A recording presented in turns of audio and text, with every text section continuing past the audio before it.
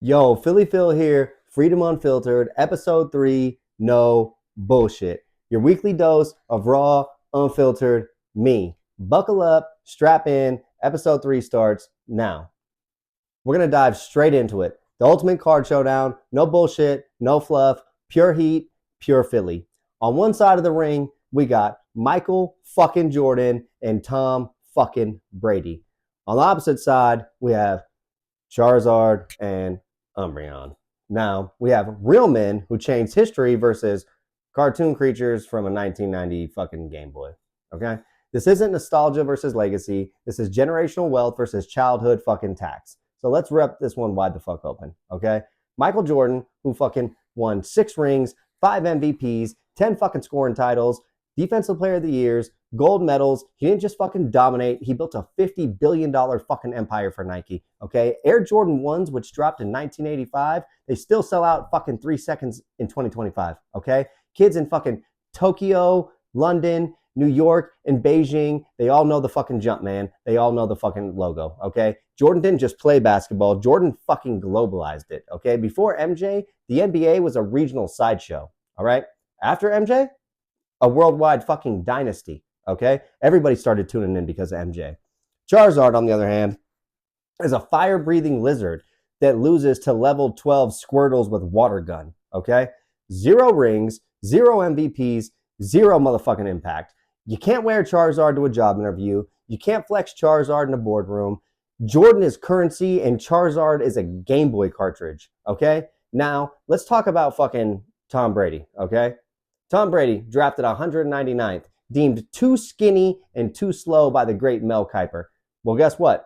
7 Super Bowls, 5 Super Bowl MVPs, 89,000 passing yards, and 649 touchdowns later, Mel Kiper. How the fuck that turn out? Is he too slow and too skinny for you? In 2007, he threw for 50 touchdowns. In 2021, he won a ring at 43 with a new fucking team giving him 7, like we discussed earlier, more than any fucking franchise in NFL history. Okay. And in 2023, he unretires and still fucking dominates the league. Okay. Brady's story is American grit on motherfucking steroids. He went from backup to billionaire. His cards aren't fucking collectibles. They're monuments that deserve to be outside the fucking White House. Okay. Umbreon, a shiny black Eevee that glows in the dark. What? He gets 1 shot in competitive play. Okay. It's a nostalgia pump for 30-year-old collectors who never grew the fuck up. He's got no rings, no clutch, no legacy. Umbreon didn't win anything. He didn't defy the odds. He's fucking shit, okay? So let's get into some numbers and talk about scarcity, okay, which is PSA populations, which for those of you who don't know, PSA populations are the number of graded cards in that grade that are out there in the world. Jordan's iconic 1986 Fleer in a PSA 10, there's about 2,000 of them. It sells for around $225,000 today. Brady's iconic Bowman rookie in a PSA 10. There's about 475 of them. Sells for around $8,000 in a PSA 10 today.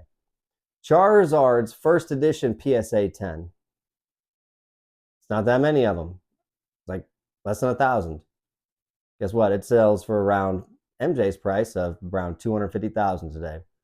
And Umbreon's most iconic card, his Neo from 2001 Hollow, there's 110 of them, sells for around $6,000 today. But here's the motherfucking killer. Wizards of the Coast, the company that makes Pokemon, they reprint the shit every fucking year. Whether it's a 25th anniversary, a celebrations, Shining Fates, Evolutions, VMAX, it doesn't matter. They flood the market like a fucking fire hose. Topps, however, can't reprint a 1986 Fleer Jordan. Panini can't reprint an iconic Brady rookie. Topps cannot print that iconic Brady rookie. Can't do it. In the year 2025, Jordan's card alone sold for $34 million. Now, not that 86 Fleer we talked about, just his most expensive Michael Jordan card this year sold for $34 million. Brady's sold for $12 million. Charizard and Umbreon, combined, 18 million in total. Being generous, okay? Now, in 10 years, at Jordan PSA 10, worth $1 million probably. You look at old baseball cards, you can see the projections, you can see the wave in which it's going. Brady's PSA 10, probably around 50,000 based on players of his caliber and age they get it. Charizard, it could continue to go up to around 500,000.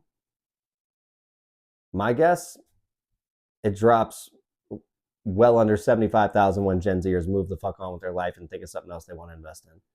And Umbreon, his card that sold for his most expensive one, it'll soon be garbage sale material. It just stop. Kids in 2050, they're still going to wear Jordans. They're still going to argue whether Jordan or LeBron's the GOAT. They're still going to quote Brady's comebacks, his 28-3 fucking comeback against fucking Atlanta and his fucking iconic let's fucking goes, okay? Charizard, he'll be a Gen 1 relic in a Gen 15 world that no one's going to care about. Umbreon is going to be a forgotten shiny in a dead franchise. Stack or get stacked, boys. Lay the wood, buy your sports cards, dump your Pokemon cards, stop it. You want a buying guide? You got some money to spend? Go buy some Brady Bowmans, some PSA 8s for $1,000. Don't go buy some Lugias and some fucking, I don't even know these guys' names, fucking Rapidashes or whoever the fuck they may be. Fucking Gengars, fucking, I don't know these new Pokemons. That's the point. Don't do it. They print the fucking hell out of them. Don't waste your fucking money, okay? Drop your take in the comments. Let me know if you're a Pokemon or sports guy. Much love to both. You can make your money either way, but fuck Pokemon, sports online, okay? Now let's hop into the Bro Bash and get into the fucking 2025 NFL trade deadline, which saw two monster trades. Both of them happen to be made by the New York Jets, who just decided to give the fuck up, okay? Fire sale in New York. The Jets gave up Sauce Gardner to the Colts for 2 first-round picks and A.D. Mitchell, okay? I'm going to give the Colts an A+ for the trade. The Colts went balls in. The Colts did what they needed to do. The Colts got a premier defensive back.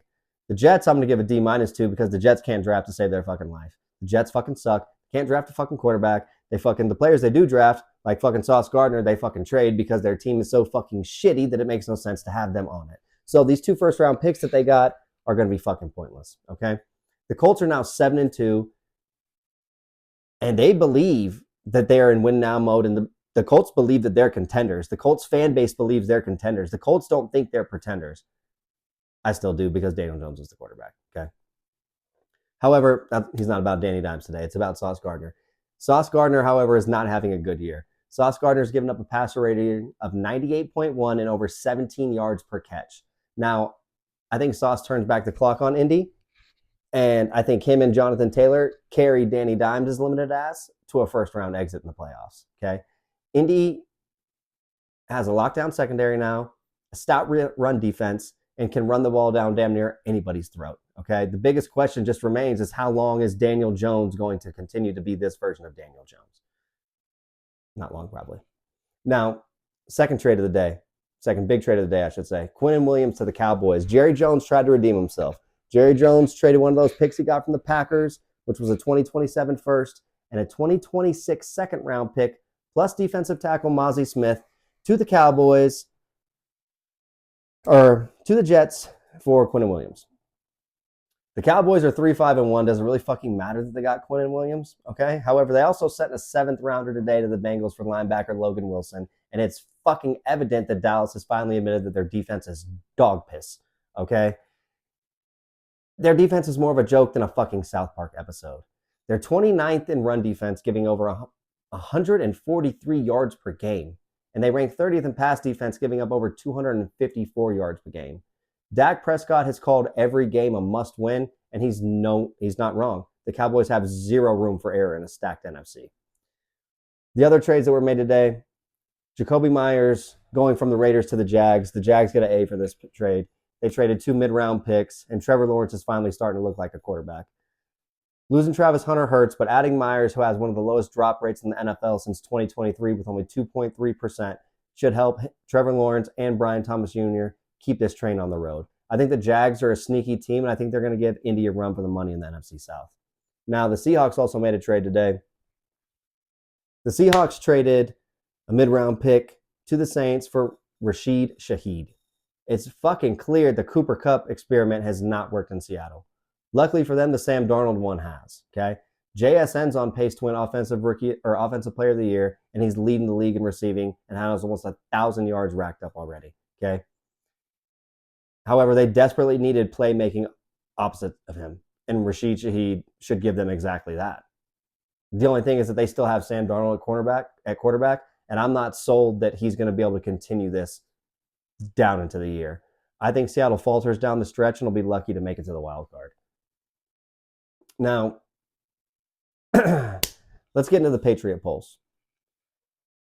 On this week's Patriot Pulse, we're not going to be talking about politics, but I want to talk about a conspiracy that does revolve a little bit about politics, but not about current modern day bullshit that's fucking dragging everybody down. Okay? Let's talk about the fucking Grand Canyon, because I think the Grand Canyon's more than just a national park that looks really pretty. I think it's actually something a lot deeper than that. And there's a few people out there that would agree with me. So in 1909, we'll start there. Okay? Picture this. The Arizona Gazette drops a front page bombshell that states explorations in the Grand Canyon, mysteries of immense high cavern being brought to light. It's not some tabloid fluff either, boys. Okay, this is a detailed report from explorer G.E. Kincaid, who was bankrolled by a Smithsonian archaeologist, S.A. Jordan. Now, Kincaid rappels down 2,000 feet into a man-made cave mouth, and what does he find? Well, Kincaid finds a 42-mile underground city, a sealed labyrinth that could house 50,000 people, massive halls 40 feet wide by 700 feet long, Egyptian hieroglyphs covered into the walls, mummified bodies, gold and copper idols of Buddha-like figures, alabaster vases, and tools that scream ancient engineering, okay? There's no animal bones anywhere, so seemingly a vegetarian society straight out of an old kingdom Egypt, okay? Now, Kincaid's sketches, they also show Buddhist shrines and Tibetan relics, proving that this wasn't a Native American land at all in the very first place, but in fact, it was a pre-Columbian migration hub from ancient Asia or Egypt nearly 12,000 years prior to that, okay? Now, here's the kicker to all this, okay? They haul out 30 wagon loads of artifacts to Washington, D.C. Then what? Poof, we don't know. They're gone. They disappear. There's no records, there's no photos, there's no follow-ups. The Smithsonian completely buries it, and the site becomes a forbidden zone in Marble Canyon with no flyovers, no armed patrols, and a $10,000 fine if you even try to step foot near it, okay? My thinking is that the deep state doesn't think we can handle the truth, okay? This also blows up the official narrative of proof of transoceanic contact a millennia before Columbus, okay? The Smithsonian is suppressing this forbidden archaeology since the 1890s to protect this evolutionist agenda, okay? You can check the Arizona Gazette archives and see the actual page from that day. Now, the second one that a lot of people are really fond of, which I think makes a lot of sense, is they're called DUMBs. They're deep underground military bases, or effectively hideouts, doomsday hideouts for the world's elites, okay? Now, the Grand Canyon isn't just ancient tombs, it's also a modern day black site nightmare, okay? These deep underground military bases, like I said, where the elite can go in case of whatever. Now, this isn't tinfoil, okay? There's been declassified Department of Defense documents and whistleblower bombshells stating that in the Western Grand Canyon, there's 1,904 feet or square miles of restricted airspace. Since 1956, there has been 0 flights allowed under 14,000 feet. Why? Because beneath that red rock is a black budget city of the damned, okay? Enter Phil Schneider, Department of Defense engineer turned 1995 whistleblower, who you could check out his YouTube testimonies and series, okay? He claims that he helped build 1.5-mile deep tunnels into the canyon in 1979 using nuclear drill bits, producing 13 levels of labs connected by maglev trains to Dulce, New Mexico. He says he saw 7-foot gray aliens working with feds on bioweapons and hybrid experiments. Now, the evidence to support these claims? A 1987 Department of Defense memo on the Canyon Project for subterranean storage was a muck rock leak in 2012. 2020 drone footage of glowing vents and metal doors in the Forbidden Zone, which was part of the Disclosure Project. And in 2023, a GAO audit stating that there's $1.2 billion in park maintenance unaccounted for. Not trails, but for fucking tunneling machines, okay? There's $1.2 billion unaccounted for dollars in the Grand Canyon, okay? There's also a Havasapapui legends of the red-eyed giants. I'm pronouncing that wrong, so I'm sorry for butchering that, guys. But there's legends of red-eyed giants guarding caves, and they align perfectly. The USGS seismic data states that there's unexplained quakes at 2,000-foot depths. Possibly maglev trains, maybe? This is the Clinton, Bushes, the Gateses. It's all their doomsday bunker. It's a 2,000 VIP spot for nuclear wars and pandemics that they want to keep declassified. I say Trump classifies it all. Release the Canyon Project files. What's there for us not to see then, right? The last one, which is, I don't know about this one, but the Grand Canyon is hiding bones of biblical giants. The Nephilim from Genesis chapter 6, verse 4, and the Smithsonian's erasing them for 130 years. Okay, this apparently isn't myth, but apparently it's archaeology the feds just can't stomach, I guess. In 1891, the Phoenix Herald reported giant mummies in Marble Canyon again. 7 to 12 feet tall, red-haired, double rows of teeth, copper armor, massive beds, and handprints 3 times the size of humans.